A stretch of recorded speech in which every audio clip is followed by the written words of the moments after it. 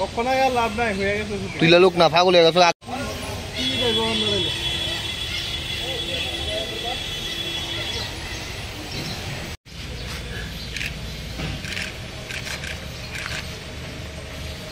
তার সম্বন্ধে খোঁজখবর নিয়ে দেখা গেছে তার নাম টুটন দাস, তার বাড়ি ক্যাম্পের বাজারে। সে এর আগেও অনেক কেসে অ্যারেস্ট হয়েছে, বাইক চুরির কেসে। তখন তাকে আমরা সোর্স লাগিয়ে তাকে আমরা উঠিয়েছি।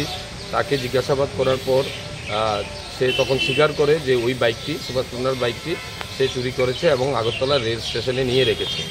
তখন তাকে জিজ্ঞাসাবাদ করার পর তার সাথে আর কারা কারা জড়িত আছে তখন জিজ্ঞাসা সে বলে রুবেল হোসেন এবং বিশ্বজিৎ শাহ আরও দুজন তাদের সাথে ছিল তার সাথে, এবং তারা বাইকটা চুরির সময় অবজার্ভ করেছিল যে বাইক মালিকের পিছনে, এবং আর দুজনে বাইকটাকে এখান থেকে নিয়ে গেছে।